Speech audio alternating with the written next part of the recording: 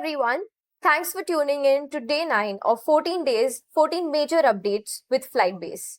If you're watching this, thank you for getting so far and keeping up with us. We're just getting started with the exciting stuff.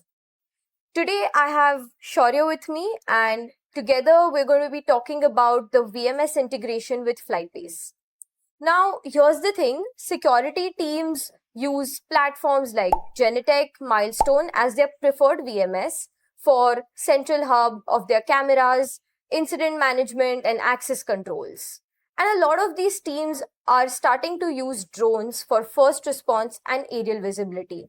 So, Shaurya, help us understand that before this integration, what would the typical workflow for a security team or an operator look like? Right. So we were working with a lot of security teams that were using different setups for monitoring their VMS system, Right. and also using the FlytBase dashboard separate. And then we decided that it would be quite useful to have a consolidated view of all of the video feeds from the site and also from the drone and the dock payloads. So with the current integration, we have standardized the process of adding RTSP streams into your existing VMS systems to make this easier. Understood. And can you help us understand, if someone wants to set up this integration in the current FlytBase dashboard, how much time would it take and what does the process look like? Right. So the setup should be fairly straightforward. The first thing you would need to do is you would need to create a video streaming Flink. Right. That would allow you to have RTSP links that can be shared and ingested into any VMS system. We also offer advanced integration with VMS systems such as Genetec, where you have additional functionality such as being able to see the map layer and the telemetry data from the drone. Right. That sounds pretty interesting actually, and a fairly simple setup to do as well. Can we maybe talk about a little bit about how customers are finding this useful and what has the realization been so far? Right.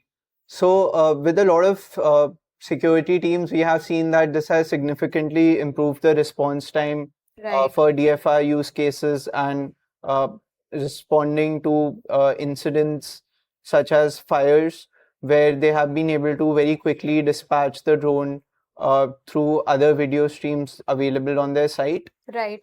And we are also currently building a system that will allow the pilots to have commands such as dispatch from the VMS system directly. Right. So this has been a game changer for security teams. Right, got it.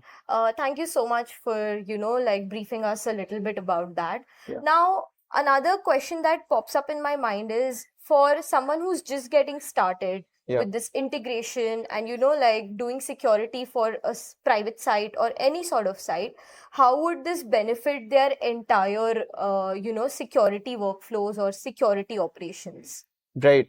So someone that already has a VMS system set up would be able to use external triggers such as alarms on that VMS system, and also the video feeds from the drone to kind of coordinate well between the ground teams and the teams monitoring the drones and piloting them.